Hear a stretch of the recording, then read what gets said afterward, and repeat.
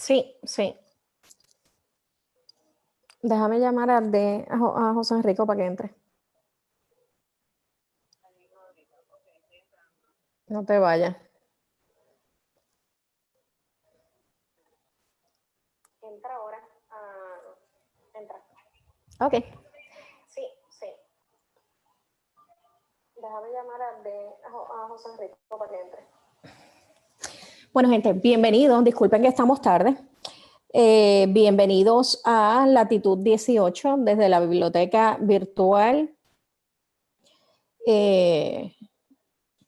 Desde la Biblioteca Virtual y Centro de Investigación Social del primer gobernador puertorriqueño, don Jesús T. Piñero, aquí en la Universidad Ana G. Méndez, recinto de Carolina. Nos disculpan, pero esta mañana hemos tenido problemas técnicos. José Enrico, entra el mismo enlace. Hemos tenido problemas técnicos, así que vamos a estar transmitiendo desde YouTube y nos van a ver un poco erráticos en lo que cuadramos. Y estamos esperando al licenciado José Enrico Valenzuela, que se nos una. Agnes, buenos días, Agnes Crespo, la licenciada Agnes Crespo de Fundación Comunitaria. Vuelvo y les explico, hemos tenido problemas técnicos, estamos tratando de resolverlos. De todas formas, José Enrico, ¿cómo estás? Buenos días. Buenos días a todos. Disculpa el problema técnico, estamos ahora en vivo, pero a través de YouTube. Así que excelente. lo que voy a hacer es compartirlo ahora en la página de Facebook. De todas maneras, dame un segundito, lo comparto en Facebook. Y yo hago lo propio acá también. Así que, gente, nos disculpan en lo que estamos tratando de... Vamos a ver si entramos aquí. Aquí estamos. A ver si sube.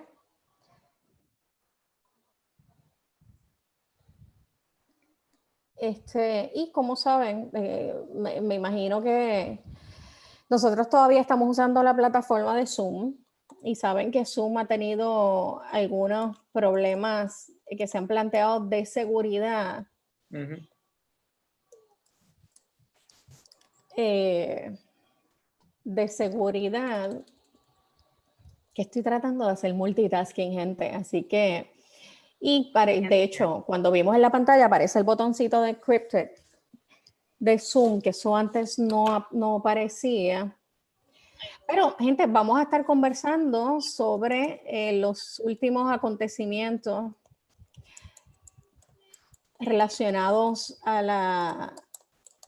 la crisis del COVID-19 en Puerto Rico. Junto, como les dije, al licenciado José Enrico Valenzuela. Así es. Luego lo tagueo. La licenciada Agnes Crespo. Buen día. Me tagueas. No puedo ahora porque estoy tratando que estamos en vivo y estoy tratando de escribir. A ver, pero vamos a, exacto, ¿cuáles son los temas de hoy? Bueno, José, adelanta, ¿qué está pasando hoy en lo que yo me ubico aquí? Pues sí, las noticias más importantes que han trascendido durante la mañana y la noche de ayer tienen que ver específicamente con la controversia sobre las pruebas de COVID-19, o sea, de pruebas de coronavirus, y cómo el gobierno, pues, eso se entrelaza con las conferencias de prensa que han habido, la última, específicamente con el Task Force y el no acceso a la prensa en la misma. Y ambas cosas pues están relacionadas. Yo creo que deberíamos profundizar un poco en cuanto a eso. La noticia principal es que una empresa australiana que fue, ¿verdad?, por alguna manera conectada con Apex, que es la corporación que no tiene absolutamente nada que ver con salud, en términos de servicio, no tuvo o no recibió la solicitud a tiempo o simplemente nunca se le hizo de las pruebas por la cantidad, no recuerdo cuántos millones que se había pagado para ser ellos los intermediarios. Es decir, los que iban a dar las pruebas no tenían información de que tienen que proveer las mismas. Entonces, la pregunta que hay que hacerse es ¿por qué Salud autorizó ese desembolso de dinero en tan poco tiempo? Primero. Segundo, no había garantía alguna de que esas pruebas fueran a hacerse y a llegar a tiempo. Tercero, el término o sea, lo que tiene que ver con el tiempo, siempre estuvo la duda si eran 16 semanas, 16 meses. La propia Secretaria de Salud siempre se ha reiterado en que eran 16 meses y que iban a utilizar las pruebas básicamente para utilizarlas para enterrar a los muertos, porque no iban a ser efectivas en tan largo tiempo. Así que esa controversia está ahí. La otra también es que acaba de surgir en los medios de una renuncia del director de prensa, no estoy seguro si ese es el nombre correcto, del Departamento de Salud, de apellido, director de prensa, correcto, del Departamento de Salud, Eric Perloni, ya que en la noche de ayer se divulgó un audio en el que yo tuve la oportunidad de escucharlo, pensaba que era una broma, obviamente una broma de mal gusto, cuando me enteré que era cierto, de que él específicamente hablaba sobre el por qué había que cerrarle la puerta a la prensa, entre otras, ¿verdad?, expresiones altamente peyorativas con palabras soeces y otras cosas más, refiriéndose específicamente a la prensa. El audio fue revelado. El audio fue revelado por la periodista Sandra Rodríguez Coto, que pues todas la conocemos, que tiene una trayectoria periodística de sacar información de donde nadie la consigue. Así que hoy efectivo es la renuncia del señor Eric Perloni, y a su vez también la gobernadora había mencionado de que iba a iniciar una investigación sobre esto. Los invito a que vayan a mi página de Facebook y no creo que se deba publicar eso en la página de la Biblioteca Piñero, pero pueden ir a mi página de Facebook, José Enrico Valenzuela, y ahí van a encontrar el audio en SoundCloud y usted evalúe, ¿verdad?, lo que dice. Pero les adelanto que es altamente soez. De hecho, no lo podemos poner aquí en el aire porque creo que va a ser una falta de respeto para los demás. Así que esas son las noticias más trascendentales al día de hoy. José mira, Enrique añado, ajá, dime, Ivonne. Sí. No, que añado que toda esta situación de la prensa y el no acceso a la prensa, eso ha tenido cola. Se han expresado, el presidente de Telemundo se expresó, se han expresado otros medios, ellos aseveran que no se van a prestar para infomercials, que si no hay acceso igual a la prensa del país, pues que no, que ¿verdad? Están en un tipo de solidaridad con el acceso a la prensa y a no acortar ese derecho constitucional. Ok, vamos a regresar. Estamos aquí. Obviamente, lo primero, ayer el secretario de Salud habló de que se habían distribuido, finalmente habían llegado las 200,000 pruebas rápidas que había adquirido el gobierno. No estamos muy claros en cómo se han distribuido. Sé que hay unas 50,000 pruebas que creo que estaban entre los centros de salud del gobierno y los laboratorios que iban a estar manejando esas pruebas. Las otras 150,000 no queda muy claro. Hablaron de manera muy escueta. Él habló sobre cómo se podían, habló de las pruebas, pero en realidad yo creo que él mismo no estaba claro en cómo se iban a distribuir. Y era bien importante, porque se lo preguntaron, que se canalizaran a través de los municipios, cosa que no se está haciendo. Vamos a hablar de eso ya mismo. Aparte de lo de las pruebas, lo que tú decías, José Enrico, de repente la empresa australiana, que era el proveedor del otro millón de pruebas, no las 200,000 rápidas, el millón de pruebas que se iba a adquirir, que provocó una controversia enorme sobre los 38 millones de dólares que se iban a estar invirtiendo, pagando por esas pruebas a sobreprecio. Muchos especulaban que el sobreprecio podía rebasar los 30 millones de más que se estarían pagando. Pues la empresa australiana que supuestamente o produce o es quien distribuye estas pruebas, admite que nunca había tenido ninguna comunicación con Apex, cosa que es extraña, porque si Apex le había dicho, no, ya le había dado un precio y no tan solo había dado la impresión de que ya tenía este negocio discutido y se habían cotizado las pruebas con esta compañía en Australia, sino que había manifestado que en 5 días iban a estar esas pruebas aquí. Yo no sé cómo en 5 días llegan unas pruebas de Australia a Puerto Rico. Yo que compro mucho en Amazon. O sea, no hay manera de que eso llegue en 5 días aquí. Bueno, Quizás. en Estados Unidos y se tardan, a mí se han tardado No, 2 semanas. exacto. Con una cantidad tan grande en 5 días, la probabilidad era muy poca. Que también sé que le hicieron una pregunta a la gobernadora de si ella no había cuestionado ese detalle específico. Ella dijo que eso no era problema de ella, que eso era problema del suplidor, del no intermediario. Ajá, y que no tenía todos los datos. Que no te digas, pero bueno, eso es algo que está ocurriendo también. Como noticia nueva, aparentemente sale como esta nueva noticia en Estados Unidos de una nueva prueba de saliva para diagnosticar coronavirus que se hace en Estados Unidos, cosa que es positivo. Claro, va a estar disponible en las clínicas de la Universidad de Rutgers University, donde se crea este producto en la universidad, pero hasta ahora la capacidad de desarrollar pruebas creo que son 10,000 al día.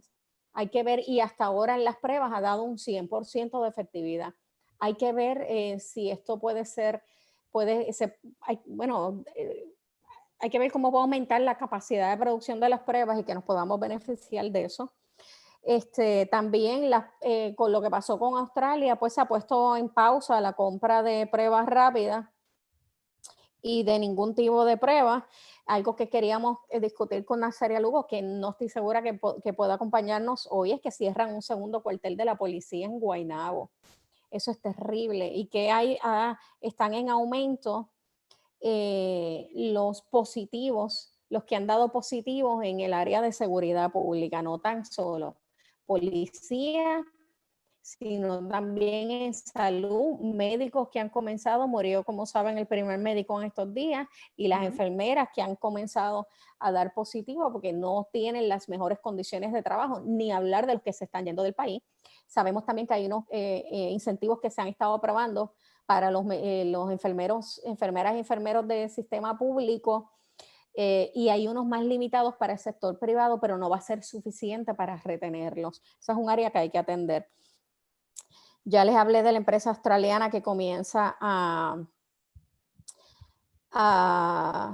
con sus alegaciones de que no han tenido comunicación con empresas en Puerto Rico para la compra de pruebas.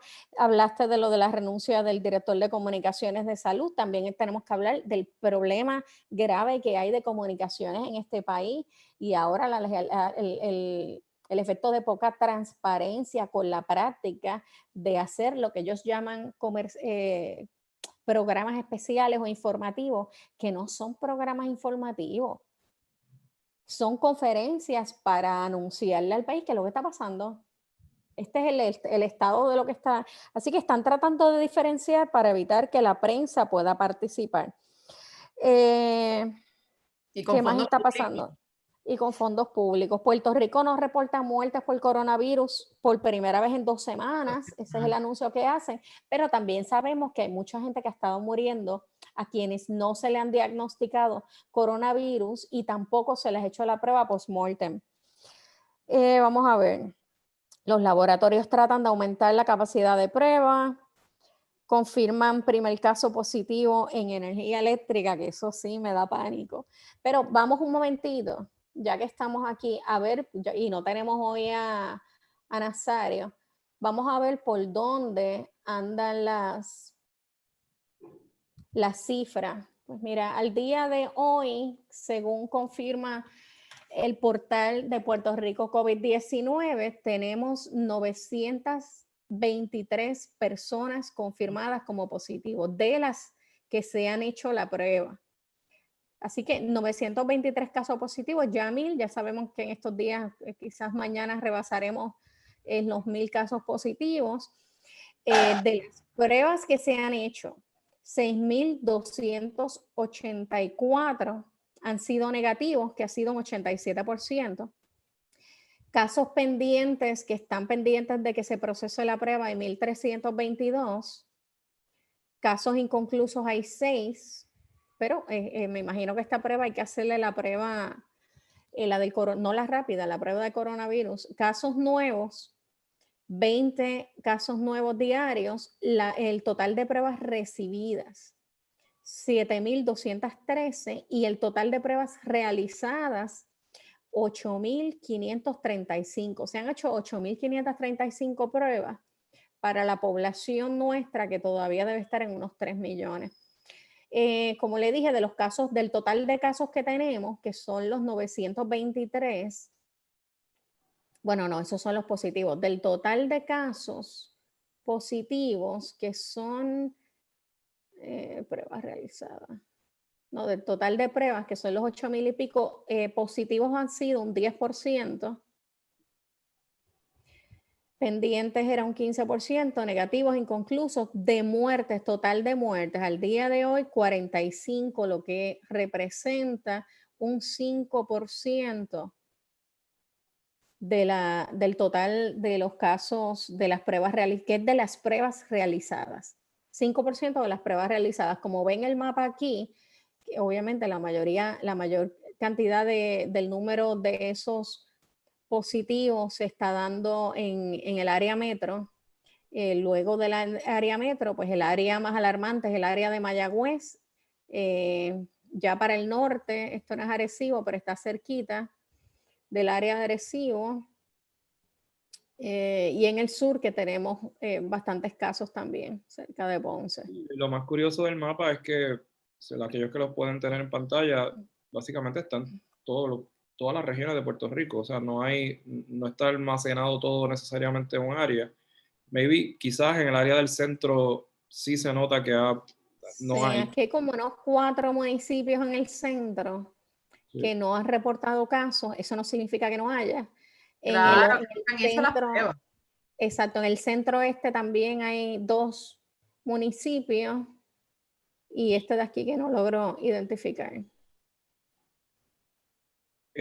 También, si se dan cuenta, las regiones del norte donde están los muelles, obviamente, y donde está el aeropuerto en San Juan, obviamente siempre va a tener más reflejo de usual, pero lo curioso también es el área de Mayagüez.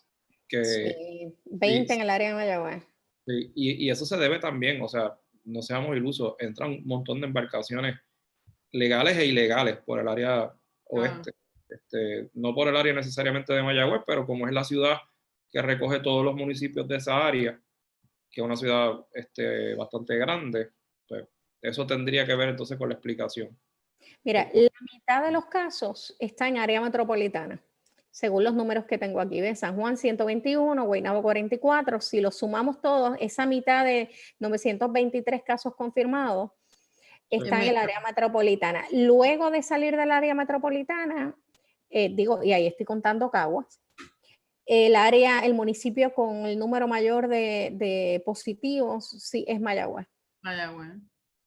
Sí, Ponce tiene 9, hay uno que tiene 14, ¿cuál es el que tiene? Juana Díaz. Juana Díaz tiene 14 casos, Quebradillas 17, Tobaja 18, y ahí Mayagüez y luego el área metropolitana.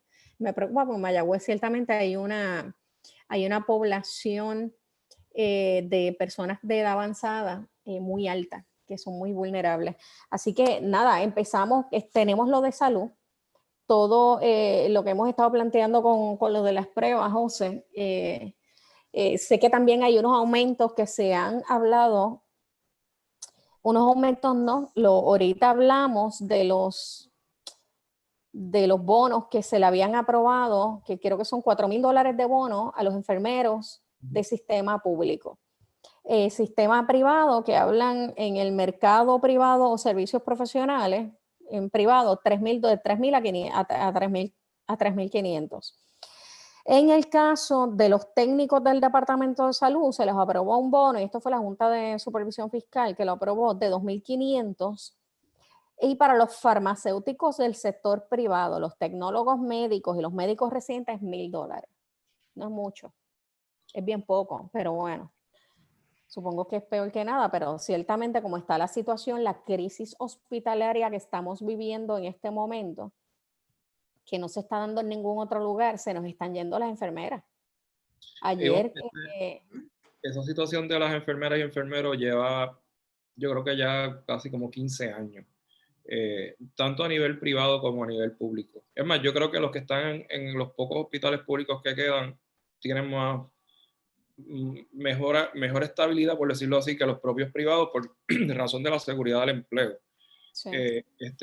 No por necesariamente monetario. Y lo más penoso de todo es que aquí se gradúan muchos. O sea, si nos ponemos en el sistema Ana G. Méndez, no sé cuáles son las estadísticas, por dar un ejemplo de un centro educativo primordial en el país, donde se egresan un montón de especialistas en salud, específicamente enfermeros, y terminan entonces yéndose a otros estados, y lo cual es sumamente lamentable porque la inversión se hizo aquí. Porque obviamente se creó aquí en Puerto Rico. Y lamentablemente esto pues tenía que pasar para que finalmente nos diéramos cuenta. Pero estos sectores llevan reclamando años lo mismo que ahora finalmente le están dando, y no es mucho tampoco. Y aún así también vemos cómo, irónicamente, y en cuestiones estrictamente de números, los hospitales privados están despidiendo a todo su personal porque según ellos no están teniendo el cash flow que usualmente tenían cuando iban las personas a sala de emergencia para evitar el contagio. Cuando hay una necesidad imperante y se le preguntó al secretario de salud precisamente que ¿verdad? Cómo el Estado podría atender eso, y no tuvo una respuesta. Es que no hay manera. Y la realidad es que, o sea, hay siempre personas y políticos y personas que están en el poder que justifican el sistema de salud que tenemos, pero no hay manera de que el sistema que tenemos al día de hoy de mercado se pueda sostener con un sistema de salud. O sea, no, porque la persona que tiene un negocio lo va a ver en términos de números, de dólares y centavos.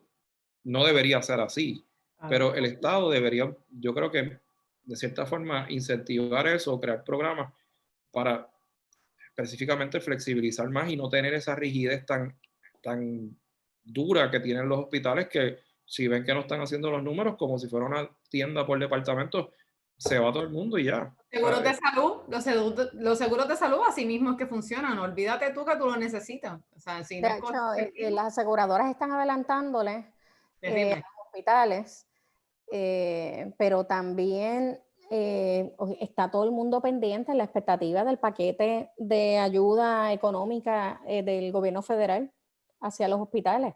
Vamos a ver cuándo llega. Eso está como que un poco, no sé si están arrastrando los pies o qué, pero me parece que se va a dar bastante lento. No tan solo lo de los hospitales, sino lo del desempleo, lo de SBA para cuenta propia, ha estado bien lento. Sí, pero si lo comparamos con otras crisis anteriores, no sé si recuerdan la del 2008, y específicamente con las hipotecas, el bailout que se hizo por parte del gobierno federal no tomó menos de ni 72 horas en aprobarse. Y de igual manera, cuando hubo la crisis automotriz, que las compañías de carros fueron a Washington para pedir un bailout también, y se les dio sin ningún problema, y se reactivó, como ellos decían, la economía. Y el gobierno federal, por conducto de los impuestos que pagamos los ciudadanos, tuvieron que subvencionar esa industria para mantener la economía corriendo. Y ahora, con un sistema de salud que no, básicamente es privado, el público no funciona, y estamos en 50 estados distintos y territorios a la misma vez, y no tienen esa celeridad para proveer esos incentivos o esos bailouts, porque a todos los efectos, yo creo que la palabra incentivo no cabe en esta situación. Tiene que ser un bailout, por razón de que esto es una pandemia. O sea, lo que quiero decir, si se hizo para la industria automotriz y se hizo para la cuestión hipotecaria, porque no se puede hacer para la salud. Sí, y esto va a tardar. Yo estaba escuchando ayer al presidente del Colegio de Médicos Cirujanos hablando de un avión que estaba saliendo todo lleno de personal médico de Puerto Rico, se estaba yendo. Y escuchaba por otro lado la posibilidad, porque ha sido el comportamiento de que esto tenga un rebound, un rebote. La crisis del coronavirus está subiendo, va a bajar, parece que todo está bajo control, pero entonces vuelve una segunda ola, que es la segunda ola. Y no tenemos la capacidad para retener a estos empleados. No veo tampoco la urgencia para tratar de retenerlos y de entender que ahora mismo la crisis de salud la está manejando básicamente el sector privado, y el sector privado no tiene la capacidad, la fortaleza económica ni la estructura, y miren lo que están haciendo, están despidiendo empleados para poderlo manejar, porque el gobierno ya no tiene su estructura de salud, no la tiene, es bien limitada. No, y si a eso le sumamos que la estrategia del presidente es responsabilizar a los estados, a cada estado que se haga y al territorio, por que a Dios que reparta suerte y que ellos sean los que manejen la emergencia del COVID-19, pues lo hace peor, porque no todos Pero los... mira qué contradicción, porque él dice responsabilidad de los estados resolverse y tomar las medidas necesarias, pero entonces sí vemos un grupo de estados alrededor de Nueva York, New Jersey, Rhode Island, Connecticut, comenzaron a reunirse para tomar medidas en común para ir poco a poco abriéndose en el sector económico, tomando medidas para comenzar a abrir el sector económico. Y ahí alzó la boca Trump, claro, Trump que tiene la paranoia que tiene con Cuomo ahora, y dijo que no, que eso no le correspondía a él, que el único que podía liberalizar las condiciones de lo que era el shutdown era él. Entonces no tiene ningún sentido. Y después cuando le sugiere, ¿verdad? Que próximamente en este mismo mes se puedan abrir algunas cosas, pues entonces ¿cómo le contesta? Yo no voy a seguir tus instrucciones. O sea, dini direte. Sí, pero anyways, vemos como también vimos una entrevista, no la vimos, pero algunos la vieron, que le hizo Calle 13 a Alexandra Cortés, Ocasio Cortés o Cortés Ocasio, Alexandra Ocasio, donde ella manifestaba que mira, que sí, que efectivamente Trump no quiere a Puerto Rico. Él no tiene ningún interés. Y ha sido una actitud que ha asumido y que hemos venido pagando Puerto Rico. Miren lo que está pasando en Guam. Guam tiene una crisis, Guam está peor que nosotros porque tiene menos personal médico para atender la situación en Guam, la crisis.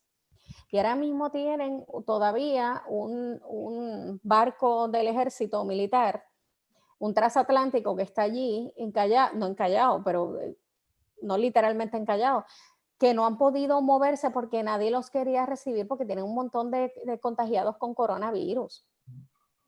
Wow. Entonces, y son miles de militares que están allí y no tienen tampoco, entonces la gente de Guam está bien asustada porque los están exponiendo a ellos, son una población mucho más pequeña que nosotros. Pero ellos no tienen los recursos. Y con la misma falta de acceso de fondos, igual que nosotros, con la misma falta de acceso de fondos. Con respecto a los estados. Que de hecho, cuando salió el primer paquete de ayuda de los $2,200 y las ayudas a los hospitales, se obvió a Guam y tuvieron que alzar la voz, obviamente el delegado de Guam, y decir, miren, están dejando a Guam afuera. Habían dejado a Guam y otros de los otros territorios del Pacífico también afuera.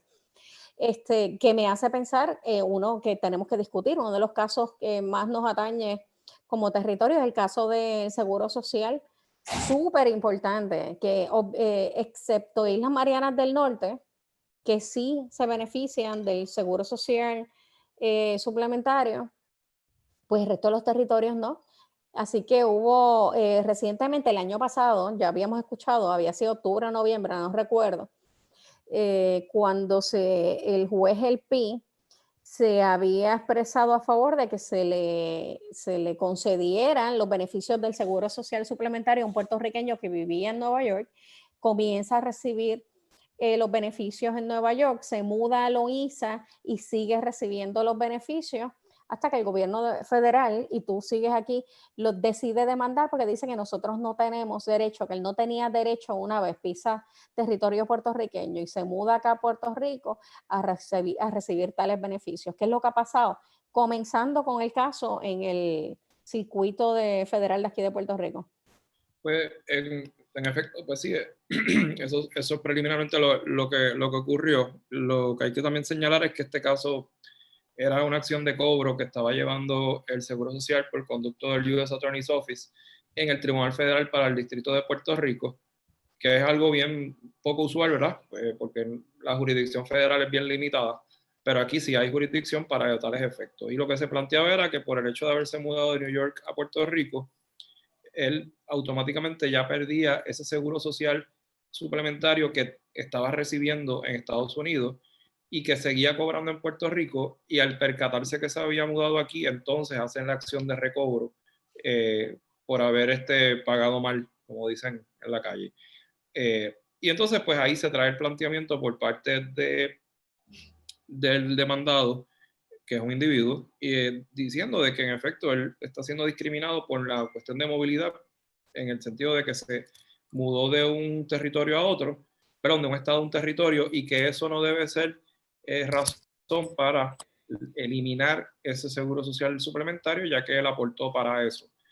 Claro, hay que también señalar que no todo el mundo es elegible para el seguro social suplementario. Hay que tener unos requisitos y hay que obviamente solicitarlo, pero la razón de ser territorio por Puerto Rico y los otros territorios no incorporados no puede ser razón para denegar el mismo. Básicamente eso es lo que se decide por parte del juez Helpi, y el juez Helpi también añade de que hay personas que no son ciudadanos estadounidenses, que tienen una categoría de alien, por decirlo de alguna manera, pero no como ciudadano, sino como residente, o sea, es decir, que es legal, o algunos inclusive que pudieran estar en el proceso de ser ciudadanos, y ellos sí tienen derecho a recibir ese seguro social, aún viviendo en Estados Unidos. O sea que lo que plantea también el juez de manera bien novel y diría yo plausible, es que si ellos no son ciudadanos y están recibiendo más beneficios que los propios puertorriqueños que sí somos ciudadanos estadounidenses, no por elección, sino por imposición, no tenemos esos derechos. Y yo creo que ese es el argumento más fuerte. Claro, cuando llega entonces al primer circuito, que el US Attorney's Office comete para mí el error más garrafal de haber apelado esta determinación, se encuentra entonces con el panel que está el juez Torruella, y se confirma entonces la determinación del juez Helpi. Básicamente por otra vía, ¿verdad? Por una vía un poquito más explicativa de cómo los estados pues aportan, etcétera, etcétera. Se llega a la misma conclusión. Hay que ver, ¿verdad? ¿Cuál sería el impacto directo en términos de qué va a ocurrir con esto? A mí me parece que va a haber una avalancha de peticiones de parte de aquellas que ya son elegibles y que ya están recibiendo el seguro social regular al seguro social suplementario. No tengo idea cómo va a manejar esto el seguro social. De igual manera hay que ver si van a solicitar un stay. Retroactivo, yo no sé cómo lo van a manejar. ¿Retroactivo hasta dónde? Retroactivo yo lo veo bien difícil, pero sí aquellas personas que prospectivamente lo pueden solicitar si son elegibles para ello, siendo ya recipientes o beneficiarios del seguro social. Es decir, se le estaría añadiendo esa otra cantidad. Y el Estado de Derecho cambiaría. Correcto, exacto. Pero entonces lo que podría hacer el Departamento de Justicia de Estados Unidos, que es lo que presumo que van a terminar haciendo, es pedir un stay en términos de los efectos que tiene esa decisión, para entonces ir al Tribunal Supremo de Estados Unidos, y presumo que pudiera ser entonces en este término de verano que sea atendida la petición de cerciorari, que a mí me parece que la van a expedir. Todos sabemos que es bien difícil que se expida un auto de cerciorari en el Supremo de Estados Unidos, pero por razón de los dineros que estamos hablando, no de la situación de discrimen. Yo creo que aquí el interés tiene que ver más con dinero, porque el impacto va a ser bastante grande. Somos varios territorios no incorporados. Económico, impacto económico y político, de todo. Definitivo. En cuanto al impacto político, lo que yo siempre reitero tiene que ver única y exclusivamente con la solicitud del Seguro Social. ¿Por qué? Porque la decisión, si uno la lee, ambas tocan unos aspectos constitucionales que pudieran dar a entender de que se pueden revocar los casos insulares. Y entonces ahí es que viene la controversia de si el Supremo se va a meter o no en esta controversia. ¿Por qué? Porque está equiparando, como estábamos hablando fuera del aire, los ciudadanos de Estados Unidos que viven en el continente, en los 50 estados, con los que viven en Puerto Rico. Y la doctrina anterior que ha prevalecido por los últimos 100 y pico de años es que eso no es así. Es que los puertorriqueños somos ciudadanos estadounidenses, pero sin los mismos derechos que los que viven en los estados. Así que este experimento que muy bien pudo hilvanar el juez Elpi en su decisión, confirmada por el primer circuito, que es un panel colegiado, por un caso de cobro de dinero, yo creo que las consecuencias han sido más favorables para el pueblo que lo que pretendía recobrar el gobierno federal, que eran 20 y pico de mil dólares. Bueno, yo no sé cuáles las expectativas de la gente de que en realidad esto vaya a girar, a tener un outcome positivo para los que son beneficiarios del Seguro Social ahora y los que prospectivamente lo van a hacer, porque en realidad no sabemos si esto llega, que parece que va a llegar al Supremo Federal, las posibilidades de que confirmen lo que ha decidido tanto el PI en el circuito, en la Corte Federal de Distrito, aquí en Puerto Rico, como el circuito de apelaciones con Torruella, pues no es muy positiva. Les digo más, esto tiene impacto en otros beneficios, o sea, Puerto Rico no tiene igual por supuesto. En el programa de asistencia nutricional suplementaria, en una parte del Medicaid, que es el crédito por trabajo, y así por el estilo, en otros desembolsos, amén de las cosas que podríamos hablar, la exención de leyes de cabotaje y demás, pero en cuanto a estos beneficios que reciben adicional que cualquier otro estadounidense que vive en un estado, pues sí, eso, o sea, tenemos ahí de dónde hablar.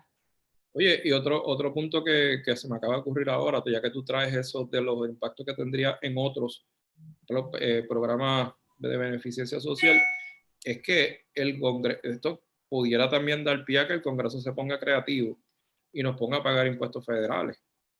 O sea, que hay que ver también, ¿verdad? Sí, para lo bueno y para lo malo. Claro. Estamos en todas. No, exacto, a eso me refiero. Mira, y la estadidad está a la vuelta de la esquina. Claro, ya con eso no creo. Supuestamente esa es la teoría, ¿verdad? De la estadidad, que si se pagan impuestos federales, etcétera. Pero no necesariamente quizás sean los impuestos federales ordinarios, puede que sea que se aporte más para esos programas en términos de lo que es el seguro social, lo que es el PAN y otras cosas.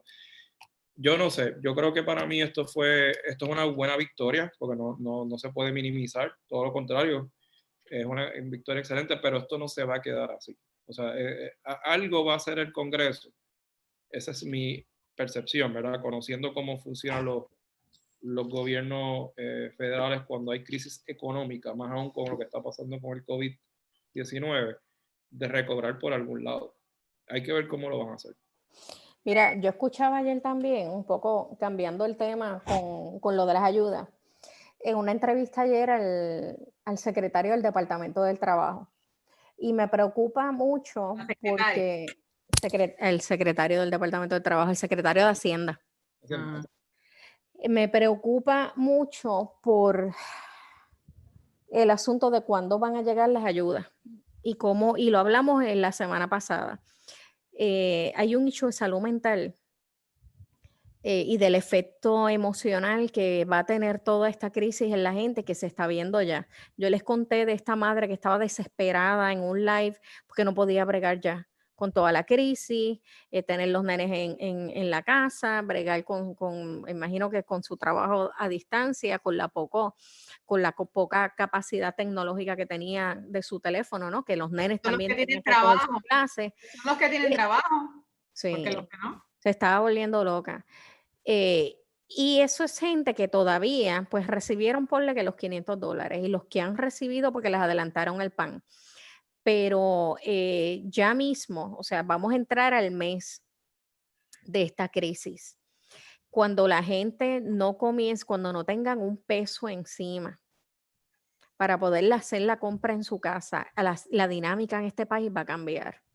Y yo escucho al secretario de Hacienda y también a la secretaria del Departamento del Trabajo, que sé que están abrumados porque no tienen la estructura para responder a la necesidad del ciudadano en este momento, que es grande, que nadie la esperaba. Que de por sí eran lentos, imagínate ahora que está todo el mundo entrando a Hacienda para buscarse los 500 pesos, los 1,200.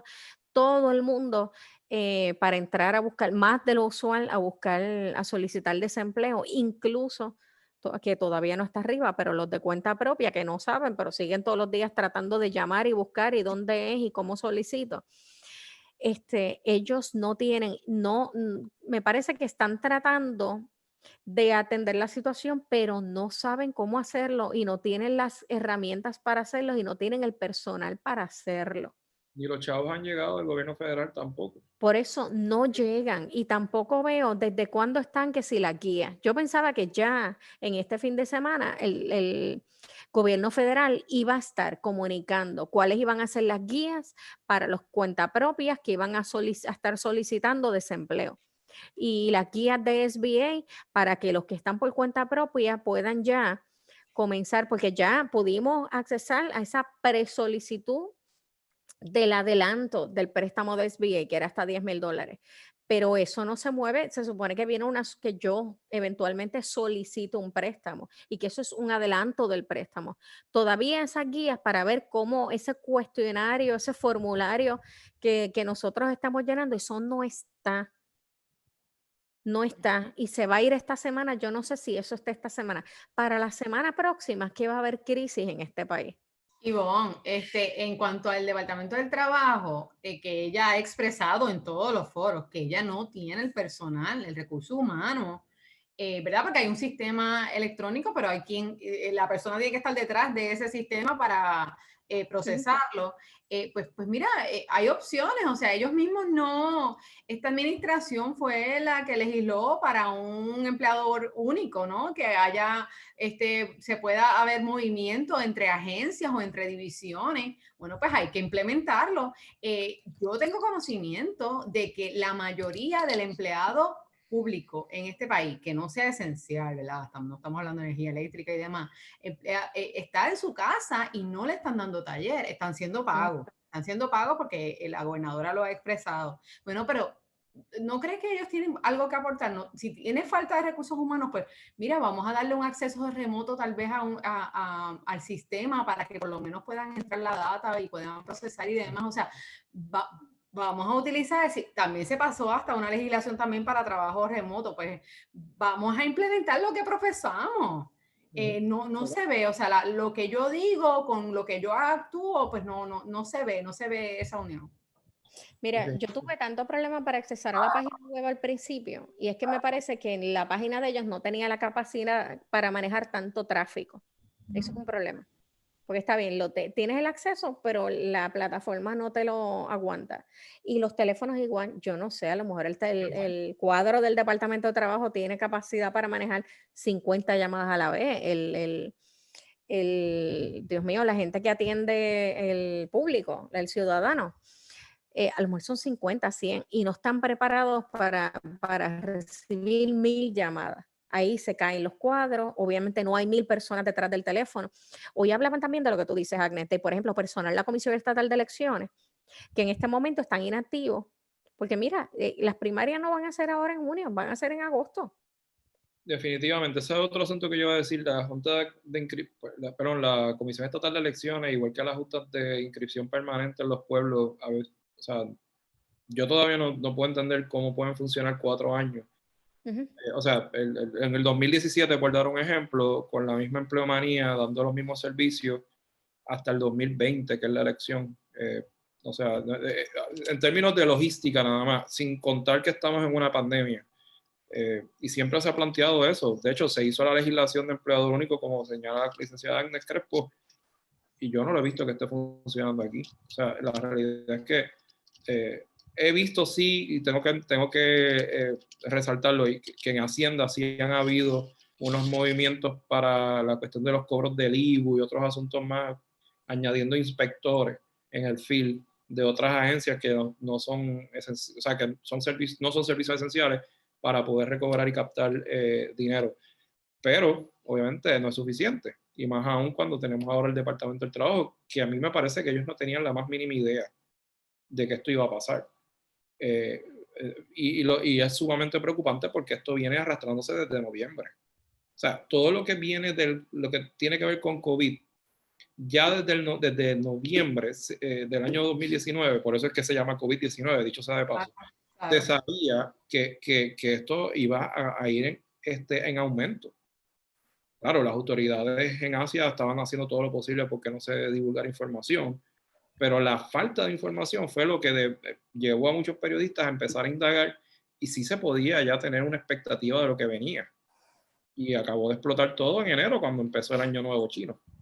Pero si Trump decía que no había nada y el pasado secretario de salud dijo que estábamos lejos de Italia, bueno, pues,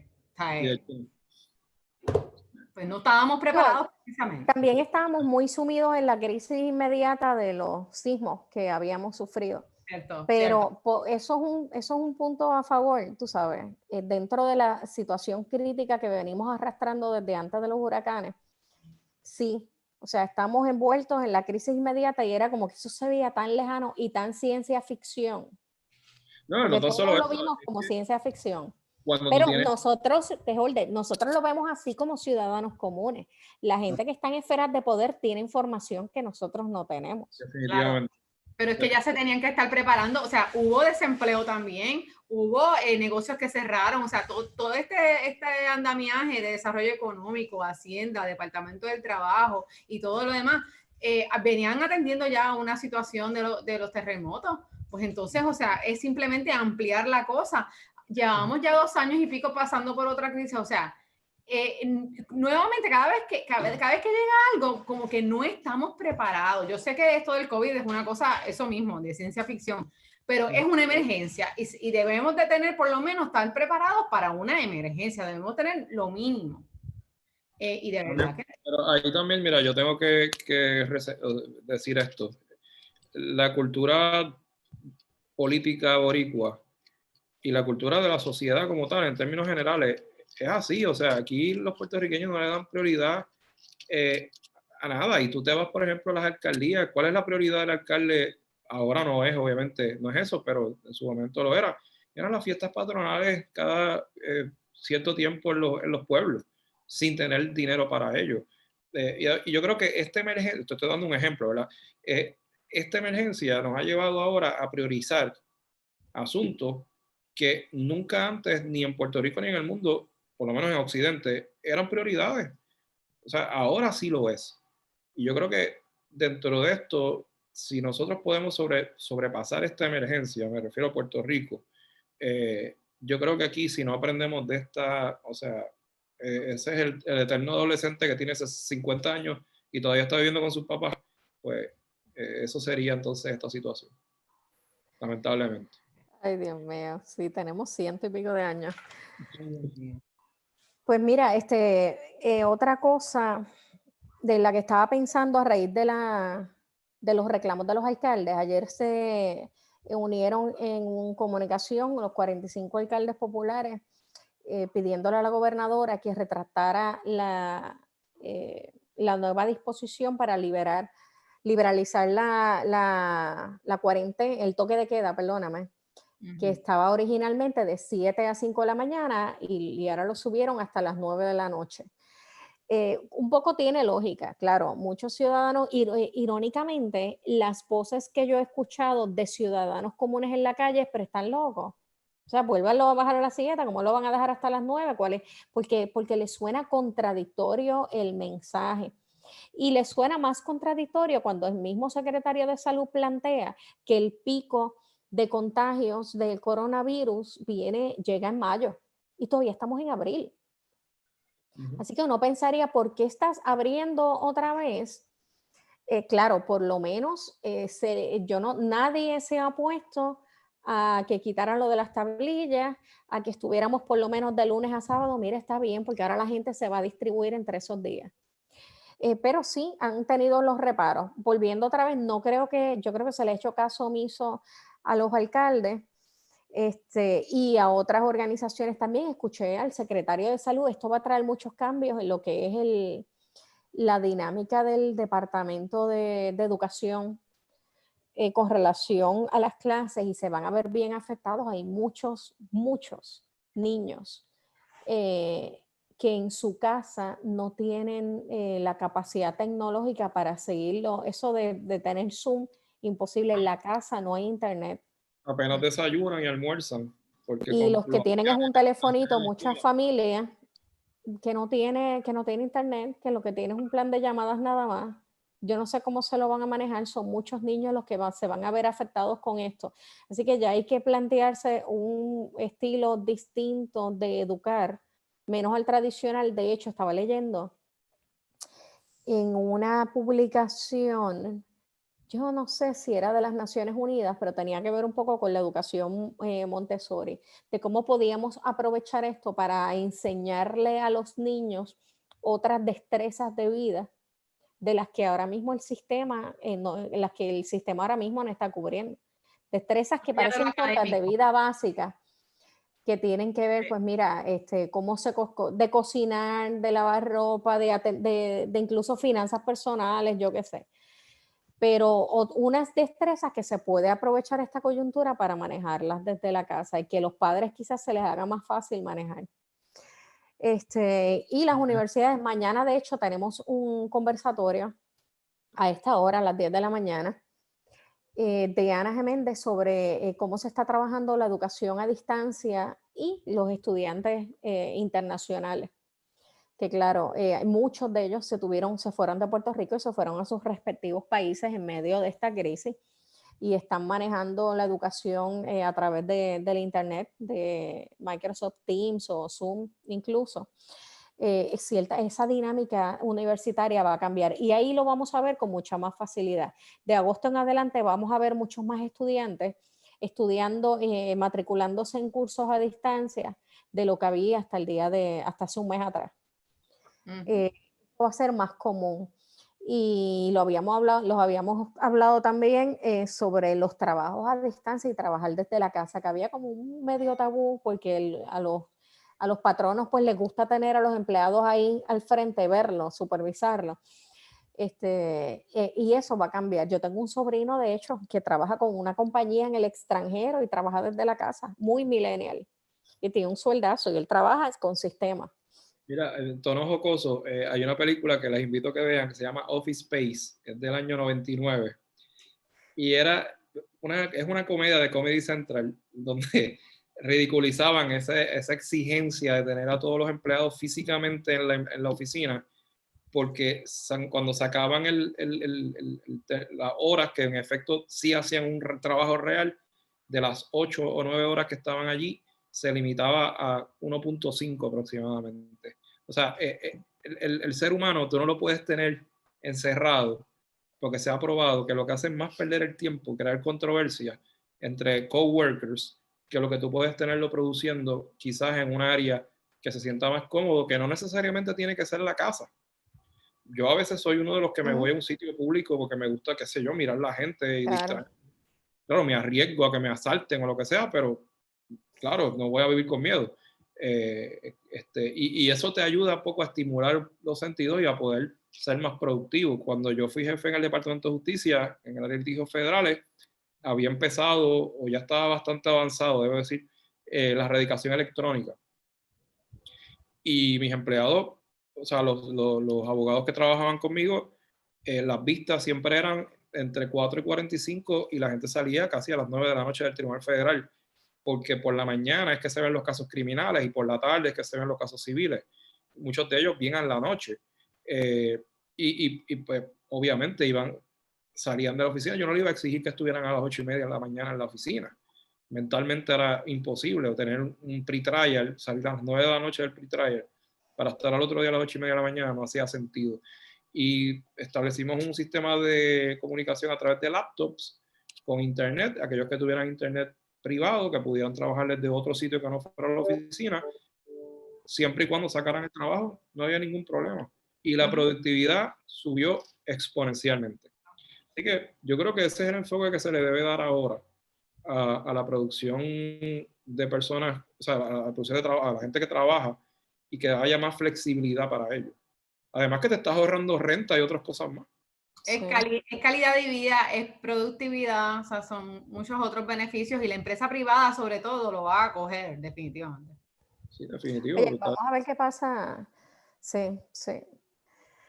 Ahorita no tocamos mucho y lo rozamos por encima, el asunto de la prensa. Yo no sé cuándo vieron las cartas, digo, la relación de Telemundo con administración ha sido desde los Sujei Lamela y la carta que escribió el presidente de Telemundo, y ahora que volvió otra vez, volvieron a manifestarse porque no los han dejado participar de, como mencioné ahorita, de lo que ellos quieren aparecer, que es como un programa especial.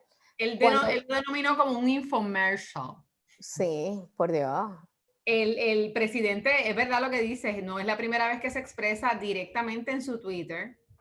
Hizo expresiones para lo de Sujei y ahora lo hizo también para esto.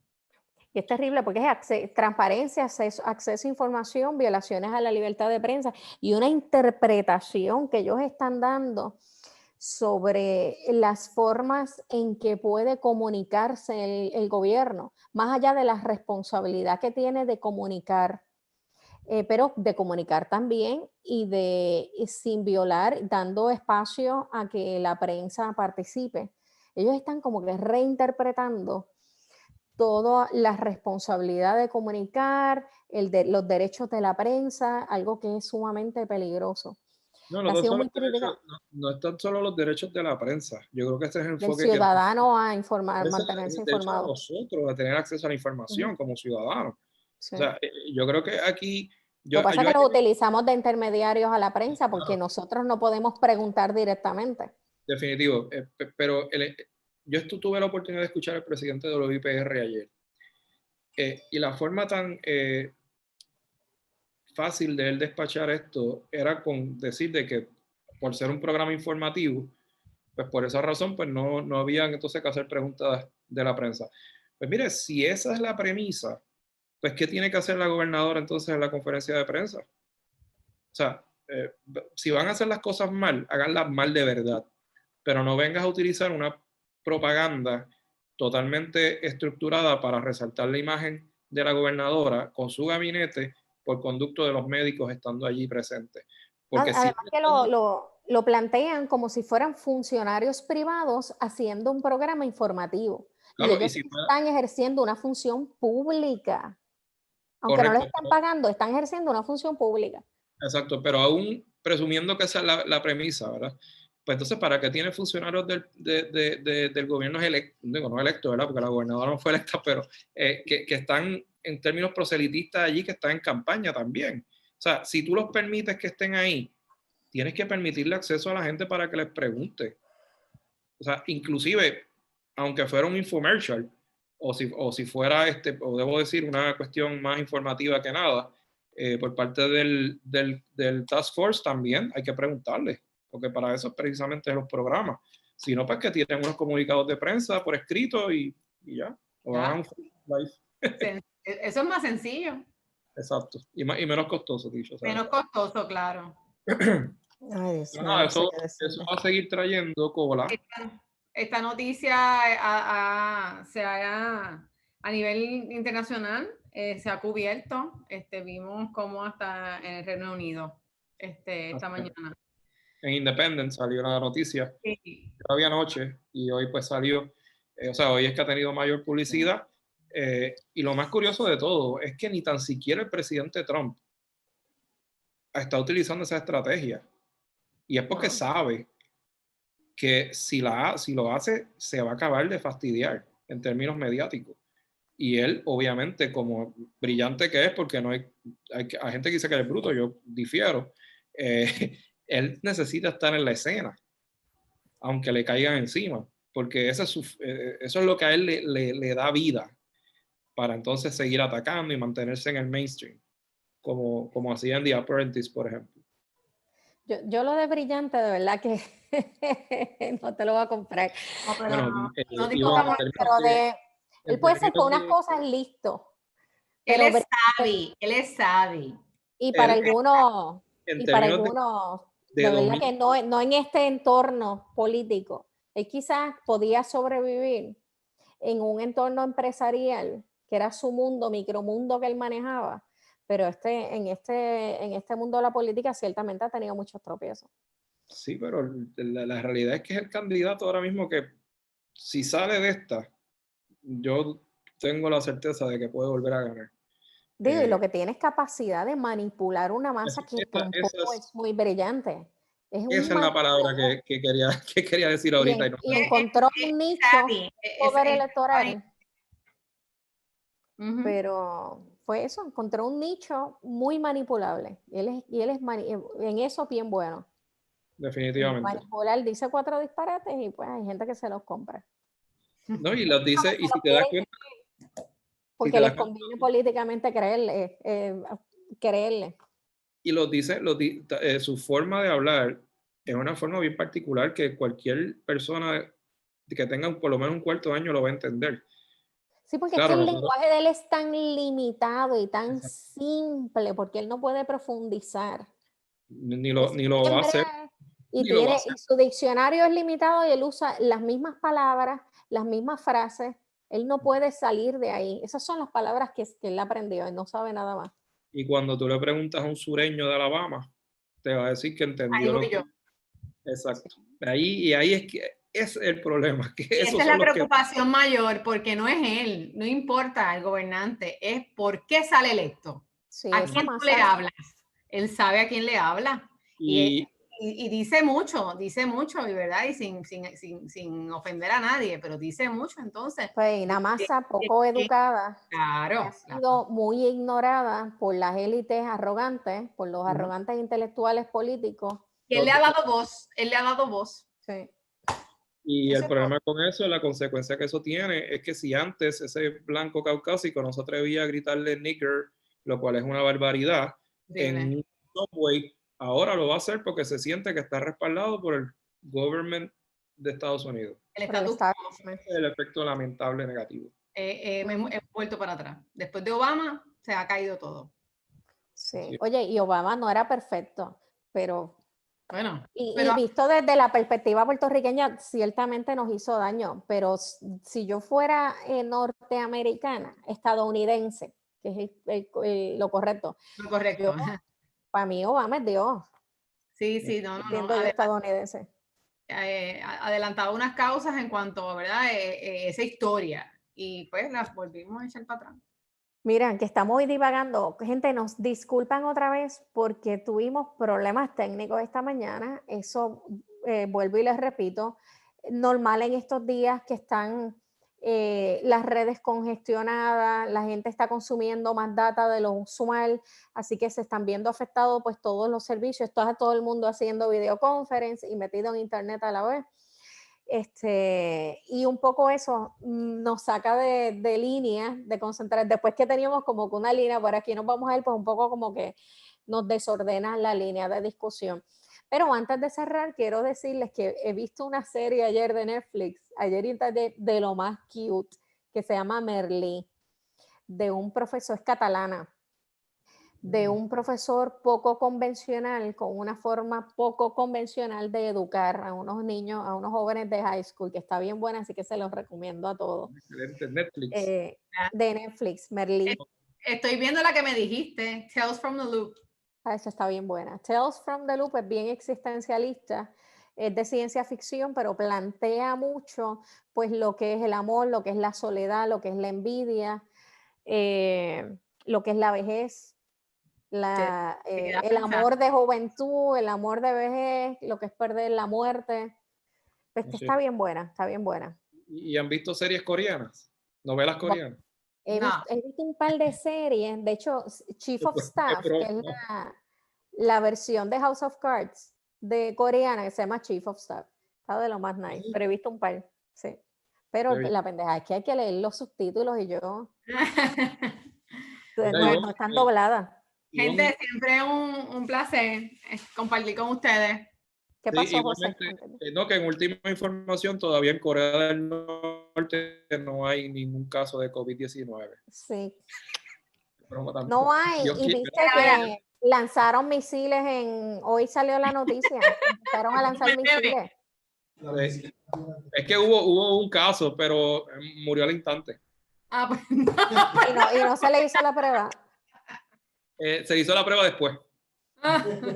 Y lo enviaron para el meridiano 38 en Corea del Sur. Ay, José Enrique, me has hecho reír. No puedo. Ay, Hay que hacer algo con todo este ocio. vamos a hacer un podcast de serie para discutirla. Dale, invitamos a Y Adrián. hablamos de las coreanas, de las series coreanas. Bueno, ha sido un placer. Cuídense mucho. Nos vemos el jueves. Bye. Bye.